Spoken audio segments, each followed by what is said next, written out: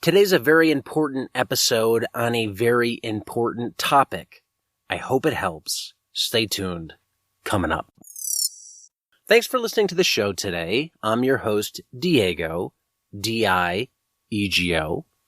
As I said in the introduction, today's episode is a special one. It's an episode that centers around a topic that's came up quite a bit recently in farm-related conversations. It's came up so much that I thought it was appropriate to air this episode.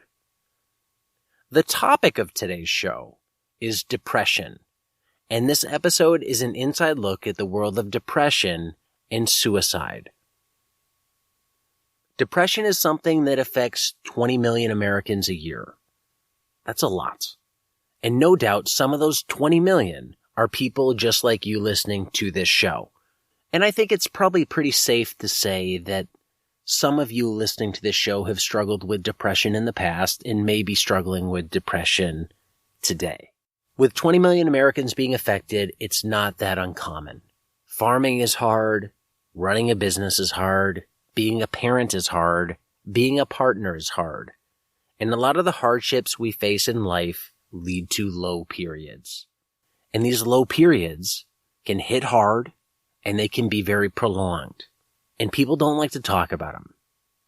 But it's a reality of life. And I think the reality of life is very far from the picture-perfect filtered Instagram posts that many of us believe farm life and life to be like.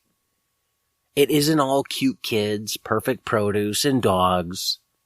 There's a harsher, unfiltered reality not being showed behind the scenes. Every one of us is dealing with issues, and not every one of us is able to navigate out of those issues easily or successfully. That's where depression comes in. So today it's about the reality of depression and suicide. It's the story of Farmer Chris Gilbert. Chris is an urban farmer. His farm is Gilbert Grapes Urban Farm in Bettendorf, Iowa. And this episode originated from an Instagram post that Chris made in the past. That post reads as follows. Quote, "Then one day I went over and I knocked on the door. He didn't answer, and a woman I had never met did. She was apologetic. I told her that I knew Brandon. She said, 'Brandon died.' We then walked and talked. And she told me how many times he had toured Iraq. She told me of how he would wake up in the night searching for body parts, with tears in her eyes. He was such a great guy, and so compassionate. He loved his daughter so much." End quote. Transitioning from the story to Chris's commentary on that story, he went on to say, quote, "If you're struggling with emotional issues or depression, please reach out to me. I've been there. I have reached the point of my only hope being pure luck that I have woken up the next day. Life is nothing short of beautiful. In a moment, it can seem as though there is nothing but pain, but coming up from the bottom is the most beautiful ride." End quote. After reading Chris's story of Brandon in his commentary, I reached out to Chris and approached him about having a discussion around the topic of depression and suicide. And here's that discussion. So I read your recent post on Instagram. It really resonated with me because these are issues I've dealt with in the past regarding depression and emotional issues. And it's something eerily similar happened to me. I read that post in the introduction, and as part of that post you said, "If you're struggling with emotional issues or depression, please reach out to me. I've been there." What led you to put this post out there? Well, originally, I had an old friend from high school, and she had posted something on Facebook, and it was basically, I don't want to live anymore. Like, this is it. This is my goodbye. And even before that, earlier in the year, there was somebody else I know who posted something like that, and I hadn't said anything because it was kind of a private and personal post to somebody else saying goodbye to them, and it was, I didn't feel it was my place to say anything. And I kind of regretted that. And there was another instance that happened recently where I found out that my neighbor had killed himself, and succeeded with suicide. And I just felt, I've dealt with depression myself, and I know not to blame myself, but I want people to reach out if they're really feeling like that, Yeah, for sure. I think this is an important topic that's many times swept under the rug now in society. And I've dealt with these issues. I was thinking about in prep for this episode, have I ever at any point in my life had suicidal thoughts? And I tried to go back as far as I could remember. And I don't think I ever have, at least serious enough to remember.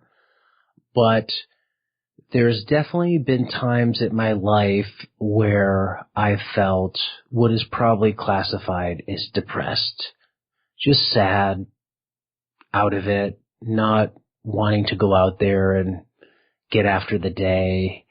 And it's hard. And I think when you have those thoughts, the hard thing is you as someone in that state reaching out for help.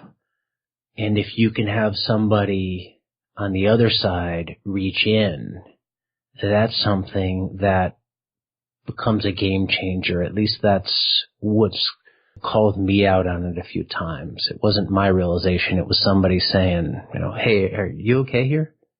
Right. Yeah. And even I had a conversation over this weekend with a friend, and, I told him what had happened recently in my life and my surroundings. And he was like, my whole perspective on life is that, we need to take care of each other.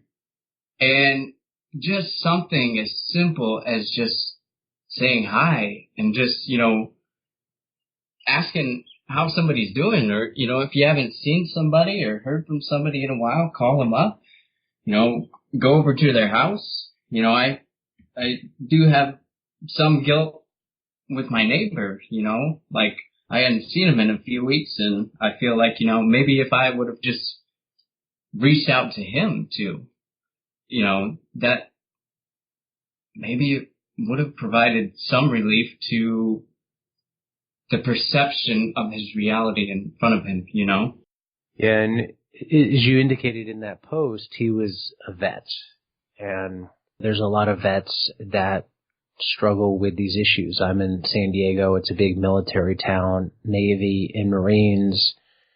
And a story that happened to me pretty recently was I have a neighbor that rents a house near me.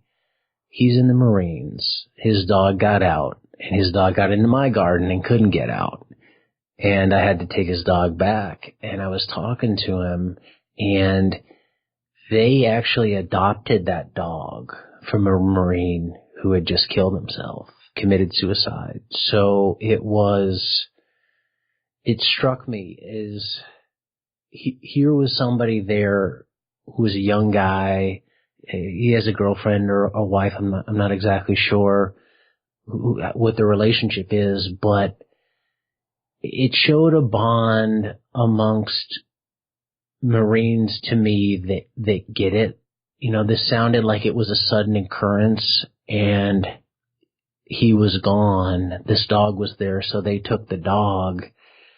And it also just echoed the fact to me that there are some people fighting some epic battles behind the scenes in their own heads and in their own lives that sometimes come to the forefront and lead to situations like this where somebody takes their own life. Yeah. When I first met this guy, he had dogs too, and it was a husky, and it would always get out. I had met him that way because I called the number on the dog tag, and then on another occasion earlier this spring, his dogs got out and got into my chicken coop and, played with the chickens. It wasn't an aggressive attack, but, you know, dogs don't realize their playing is pretty rough with a fragile chicken. You know, I met him that way, and he was a super generous guy, and he felt so bad about what happened. And he was like, you know, I will buy you new chickens. Like, I will give you, you know, I will buy you as many chickens as you want. And I told him, no, that's not necessary.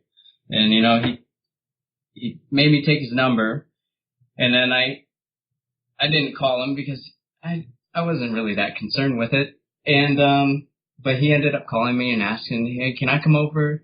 You know, I want to talk to you about the whole chicken thing. And he had been working on, doing woodwork and stuff like that. And he made me this beautiful, you know, cutting board that he did all himself and stained it, and it's very nice, and gave me money along with it. And, you know, from that point we were kind of just, we talk on occasion. And, you know, I think a lot of people coming out of the military, you know, I know a lot of them aren't really sure about what happened, you know, in Iraq and Afghanistan, you know, that a lot of them feel like they didn't help anybody, you know, and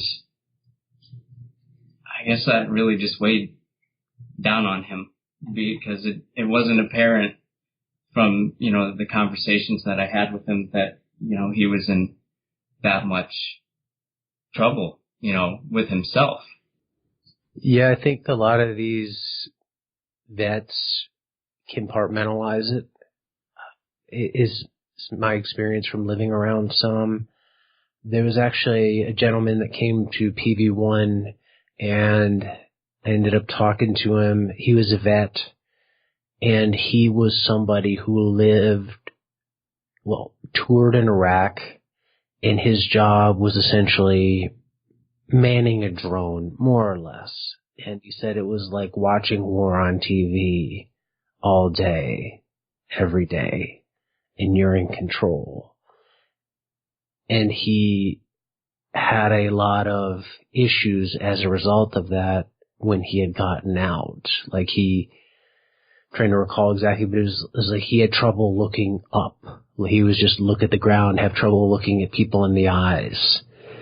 And he was working to overcome that. And one way that he found to overcome that was he got involved with working at a nursery, dealing with plants, and that allowed him to nurture something. And I think that was his escape.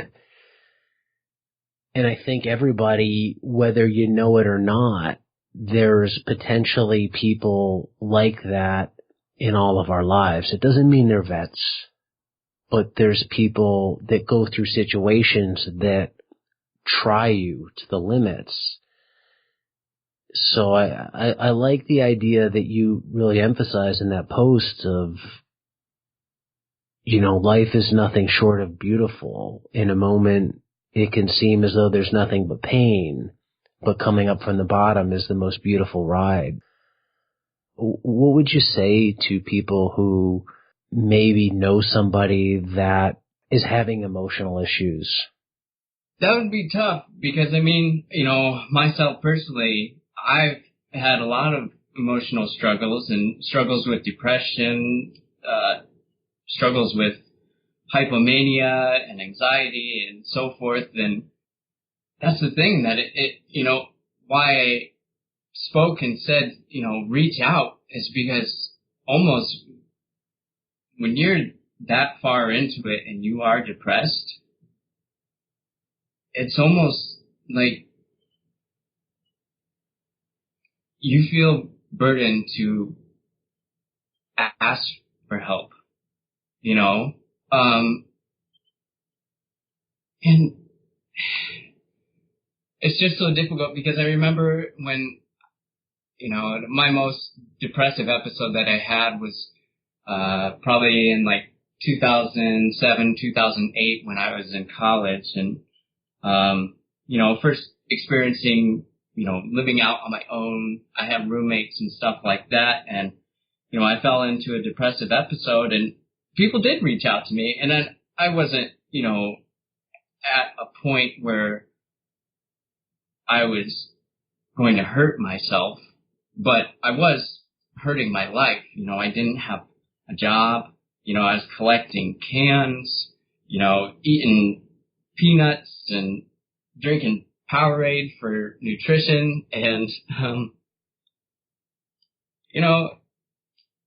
it's hard to find the words to say to somebody who's in a deep emotional state that is, I don't really want to even say like a normal state, because sometimes even depression has a logical sense to it. What was the cause of your depression, or was there something that led to it? Was it just life transition? Was it incidents? Is it something that runs in a family? It is somewhat in the family, but I first started experiencing depression and seeing therapists and trying antidepressants starting from the time I was 13, and it was brought on by situations or incidents where I'd have close family members pass, life changes. I was raised by a single mother for most of my childhood, and then was introduced to a new family, and simultaneously, my biological dad had a new family, and it was a whirlwind of things. But with my latest episode of depression, it was really brought on by my uncle committed suicide at the time, and he was struggling. He's a very smart guy and never had much of depression, but he was struggling with back pain and just, almost to the point where he was bedridden, and all he could do was do things on the computer. And, he decided to take his life. And,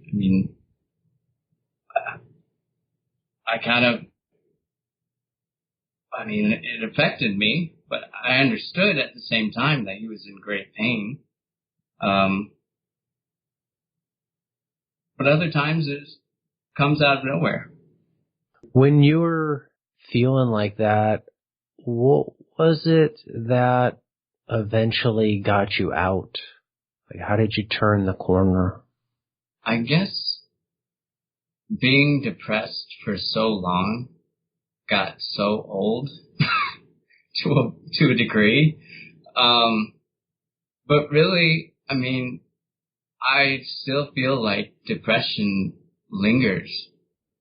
And I guess the definitive moment that really started life change was having my own family. Getting married. My wife had a child before, we began our relationship.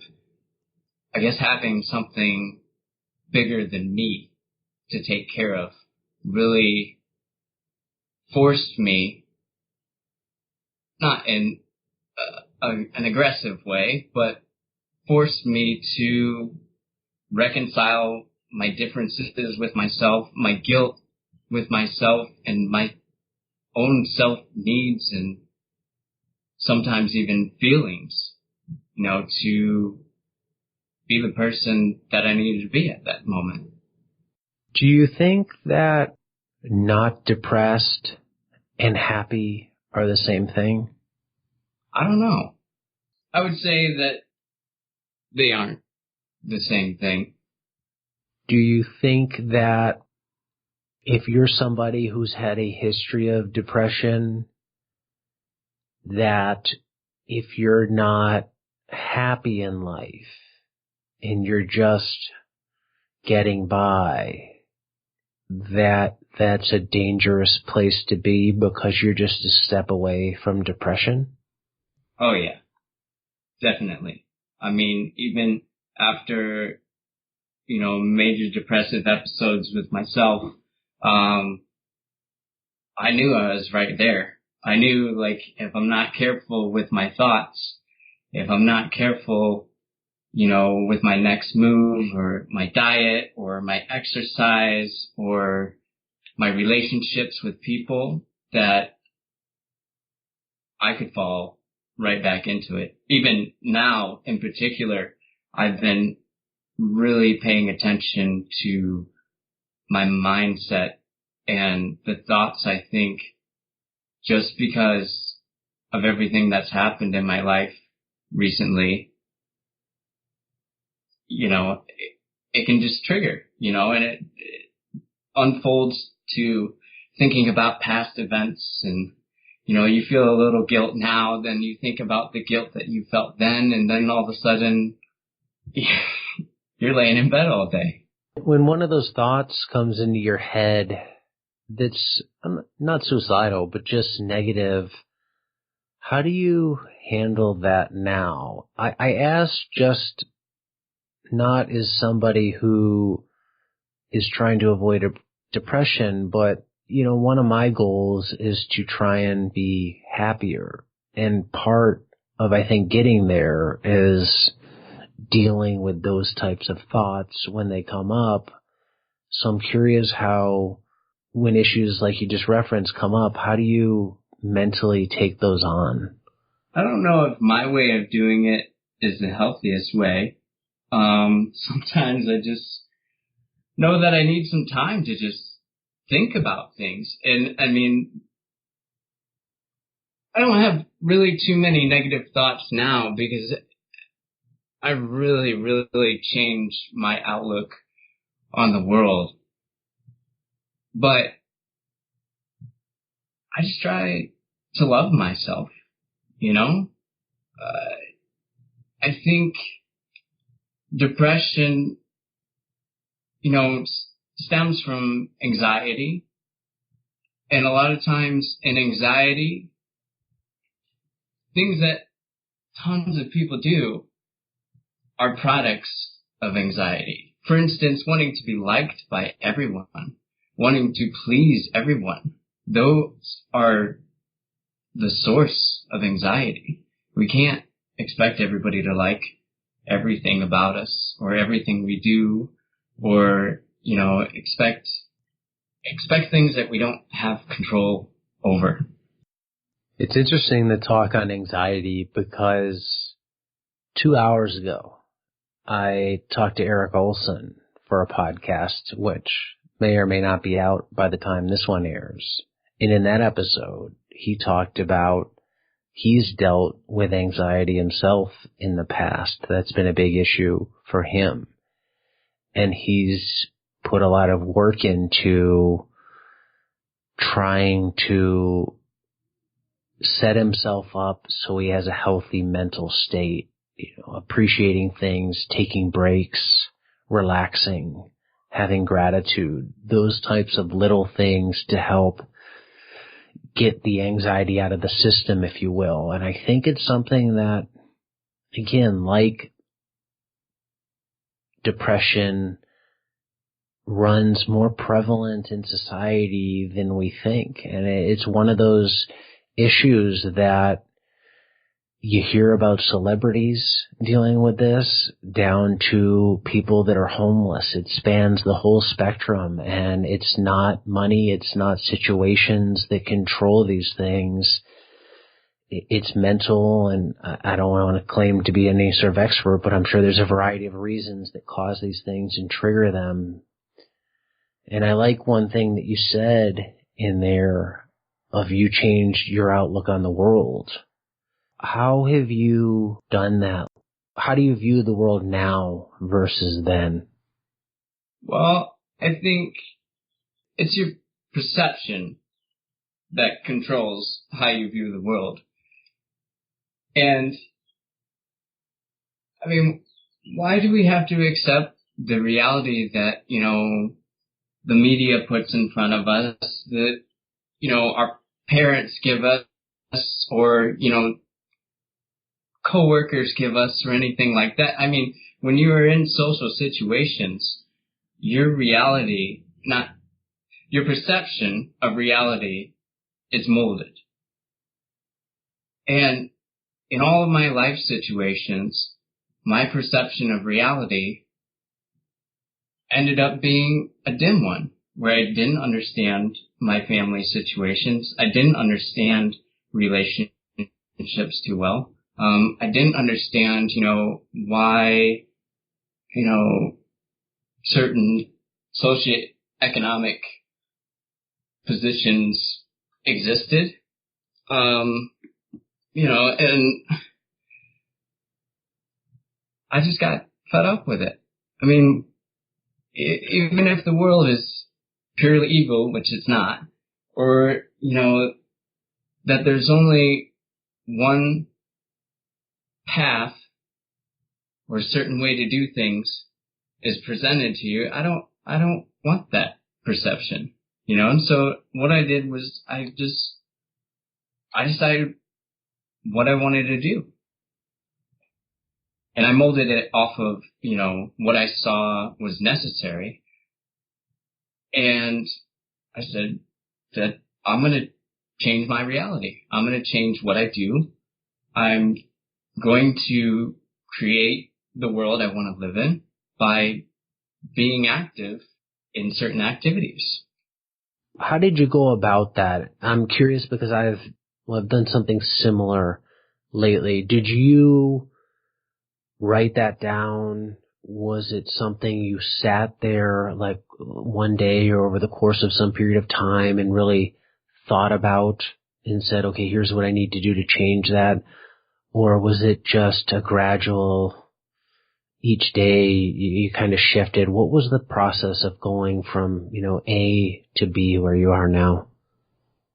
I would say it was gradual, and I did, write things out. I really wanted to be a musician when I was younger, and I wanted to perfect my craft. And I would write out, like, here's the practices and exercises I'm going to do. And I'd write out, this is what I'm going to do every single day. But as I got further into it, I just kind of knew what I needed to do. Or either there were signs of what I needed to do, or even things that I had done in the past, they just made sense all of a sudden. No, I get it. I'm following you. I mean, it's almost as though maybe doing that in the past got that wheel spinning, so it got its own momentum, and then you knew. One thing I'm trying to do now more of, and you referenced this a little bit earlier, is, weird as this may or may not sound, is just be nice. Be nicer. Not that I was ever not nice to people, but I didn't go out of my way to truly be outwardly nice. And I mean this such simple things as saying hello to everyone instead of just walking by and looking down. Somebody trying to really connect with someone instead of just exchanging base pleasantries. And I've heard some people reference this idea of being nice is a universal free lunch, in the sense of everybody wins. You win because you feel better, and the person that you're nice to feels better, so you're both better. Where if you're not, forget being mean, if you're just not nice, that doesn't help you. That doesn't help the other person. There's no negative to going out there and trying it. And that's one simple thing that I've done lately, which I think had a huge, and I don't want to understand, this huge effect on how well I feel. And I feel like, it's something that if as a society we all went out there and said, let's really try and be nicer tomorrow, that would go a long way to changing a lot of the problems that we have, and it's so easy to do. Absolutely. I try and practice that as well. And I mean, in past times, I would be the one to, avoid eye contact, because having anxiety about, what is that person thinking by, just me addressing them? Do they think like I'm just trying to be nice? But, but that, it changes everything. I mean, kindness is always reciprocated, and anger is pretty often reciprocated, or hate, or anything that's negative, but that's not productive. It's not at all. It always comes back doing something nice, even to people that aren't nice. Right. I think you always win again by being the bigger person. Like, one thing I've also tried to change is really understand, or not necessarily understand, but be conscious that the other person on the other side of whatever interaction I'm having may be facing battles just like we've talked about today. Everybody's facing their own battles, that many of which we'll never know about. And the action that we're seeing now may be reflective of those battles. So it's something as simple as, you're waiting in line at a toll booth and there's somebody 3 cars ahead of you that's paying with a check. And you're like, what the F is going on here? Come on, buddy. And it's easy to get riled up. And when I feel that thought come on, it's relax. Maybe that person's wife just died and they left the house without their wallet, or something like that. But it's assuming everybody isn't just a a-hole is a life-changing perspective. And again, it's another thing that's really helped me kind of change how I feel. Right. Yeah, I had an incident just a couple of days ago where I was stopped at a stoplight, but there was an entrance to a gas station. So I left it open. I left the entrance open. I didn't pull up right to the next car and block the entrance so somebody could get in. And somebody did come and get in, and then I stayed there. And the lady behind me, she was just flailing her arms and, getting all upset about it. It's like, the light's going to turn green and I'm going to go. And it did 10 seconds later. And, I've just situations like that, those bad situations can boil over and have further effects on maybe not me, but somebody else. And maybe that somebody else goes home and, has a terrible day because of it. Gets bent out of shape that, somebody was getting all mad at them, and everything. We are so connected as people, and especially now, with Facebook and Instagram and, all these means of communication, but yet at the same time, like, I feel like we are so more disconnected than we've ever been. For the first time over a few days ago, I had a 3-hour-long conversation on the phone with a friend of mine. And the last time I talked for 3 hours on the phone with somebody, just talking, I don't know, it's probably like 17 and had a new girlfriend or something like that, Yeah, no, totally. It's funny. And anybody listening can try this little experiment themselves.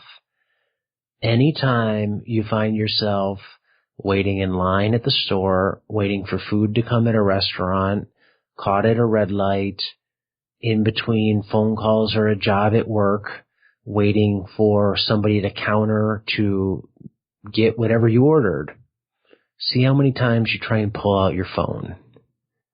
And it's every time. A lot of people, it's on. And what are you always checking? And I'm guilty of this. I'm not saying this from some sort of high horse.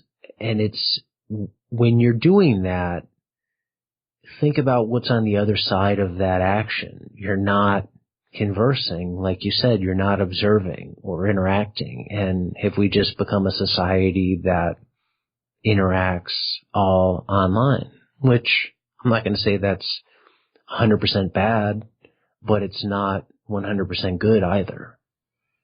Right.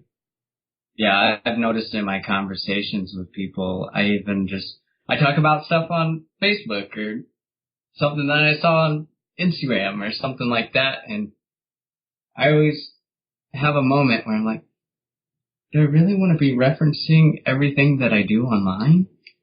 I mean, because that's not the important part of my life. And it's difficult being a very busy person and doing what I do, but we've kind of put it up on a pedestal a little bit, and I think we need to spend more time offline, in the real world, talking to people. Imagining a scenario in my head, walking down the street and, I don't know, you got 10 minutes before you go back to work and you're just, going for a short walk and catching Pokemon, like maybe you missed a look on somebody's face. Maybe you missed somebody just totally out of it and on the verge of tears. That's dangerous. And you may never know about it. You may never hear it on the news or whatever. But just that idea, that's sad. What are your thoughts on this? If you want to be happy, think happy thoughts. Definitely. I mean, I think there's always going to be some negativity and thoughts, and somehow, I don't know if it's like a Taoist outlook or something of the sort, that, even some negative things can provide positivity. Looking inward at yourself, and the main point is to not stay there too long. Because I think that's where depression really takes hold, is in stagnation. Stagnation of negative thoughts. Stagnation of your body, being still and not active physically. Stagnation of mindsets or perceptions of our world. I think negativity has a purpose, there's a reaction to it, and it is positive, but you just have to make sure that stagnation doesn't occur when you're going from something negative to trying to reach the positive. Yeah, I like that idea of not stagnating, and thinking of walking down the street, checking your phone. I mean, that's not really a positive contribution in the positive bucket to your own mind. I think it's kind of chewing up time and prolonging stagnation. And the reason I asked you about this whole idea of can you be happy by thinking happy thoughts is because I believe that. And I know it might sound corny or lightweight, but I would challenge anybody who's not feeling well to really mentally try and think happy things and laugh and smile and say hi to people and not feel better. Because that's another thing I've tried to do. And again, I'm not somebody who ever came out of a severely depressed state, but there's been times, not so much in the recent past, but I'd say in the last 2 years, where I was very flat. And to me, flat is living to die eventually. You're not experiencing life or enjoying it. You're not wanting to end your life, but you're not living. So I made a decision of, this doesn't work for me. I have to try and start to do things to change that. And there's been a lot of things that have contributed to that. And it's been, literally a life changer in a lot of ways. And I think a lot of people in my life have benefited from that. And there's probably a point in the podcast where you can go back and hear maybe when this happened. I think a lot of that comes through now. So right now, you yourself, have a farm, market garden. How has that changed your view on life, and how has that helped with the issues that we've talked about? I think really, especially being in an urban setting and having people come over of all, ages and different types of people, having that connection within my community really has changed a lot for me. Because, on a micro scale, it feels so good to know my neighbor and have a relationship with them, or, to know many of my neighbors and have a relationship with them. And, I think taking that to like a macro level, I really I want to be a part of everyone out there, and further, like on Instagram, connecting with different farmers on there and stuff that, I feel like I'm at home doing what I'm doing, and I am at home doing what I'm doing, but I feel at home in my spirit and soul. And that's a relief, because in all my past trials and successes even, I felt alone. And I felt like even though I was part of something, I didn't feel like it really made sense. And doing what I do now, it makes sense. It's the basic, sustenance of life, food. And so many people appreciate it. Going to the farmer's market and talking with people, that kind of exercises my prior anxiety that I would have talking to new people. It's great. Do you feel like you're a part of something now, part of the bigger community that is all things urban farming, market gardening, small scale farming? Has that helped? Yeah. I'm, once again, referencing back to what we said about stagnation, I don't want to feel like I've reached my plateau of who I am and what I want to be doing, but it feels good. I feel like, I am a part of that, and I do want to contribute to that. And, it's important. There's so many other things that I've done, working in sales, being a manager of retail stores. I've done lots of little things too, and I never felt like it was, what's it all for?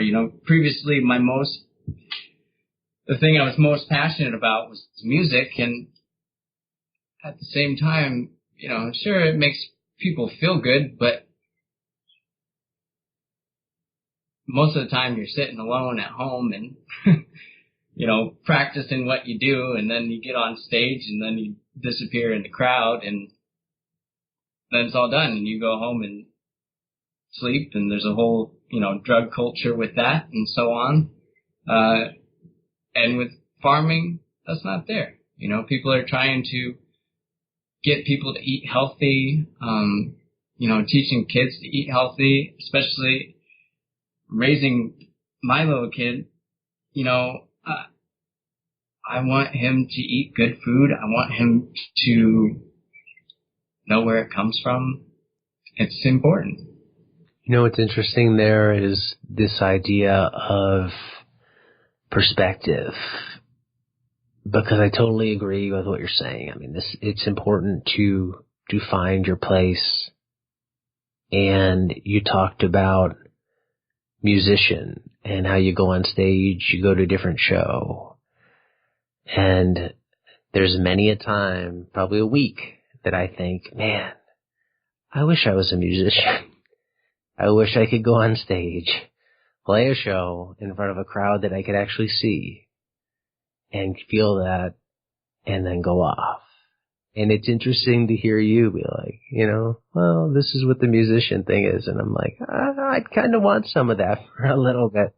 It's great. I mean, and it's dangerous. It's a dangerous profession. I mean, it may not seem like it, but I mean, just you get such an adrenaline rush, and especially just wanting to give people all you've got and really make, what you emote resonate with other people.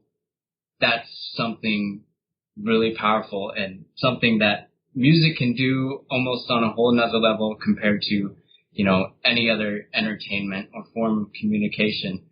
But it's almost so powerful that if you don't have a really good grip on it, you are constantly fiending for that rush.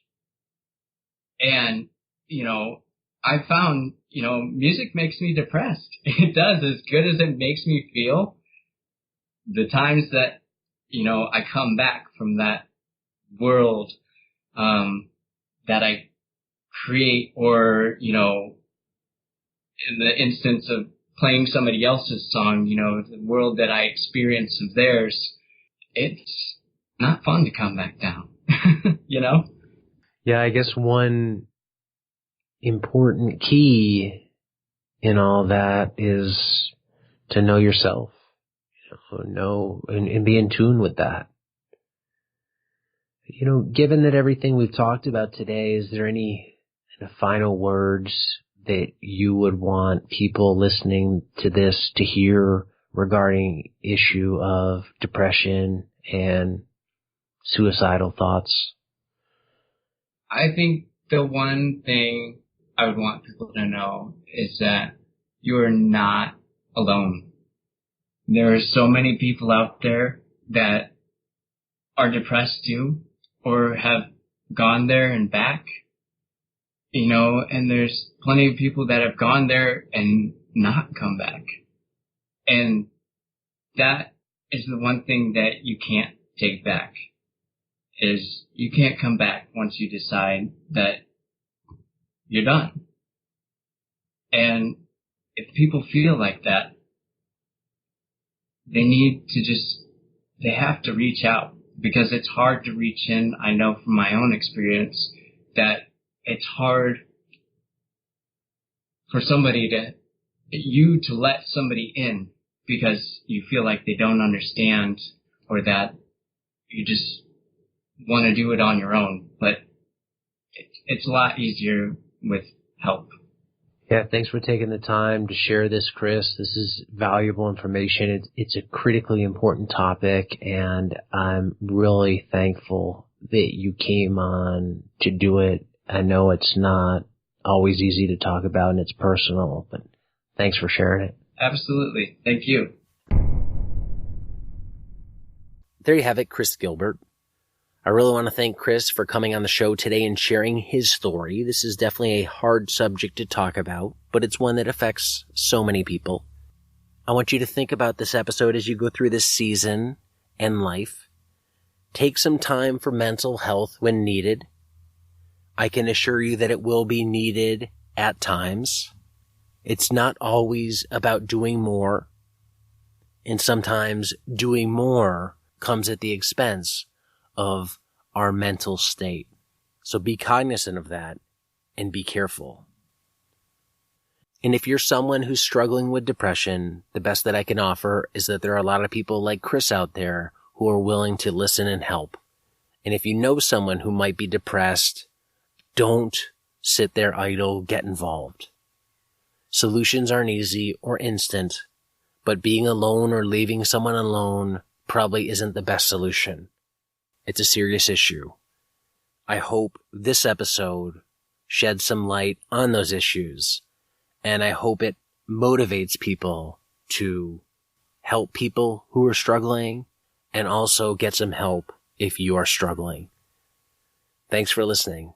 Until next time, be nice, be thankful, and do the work.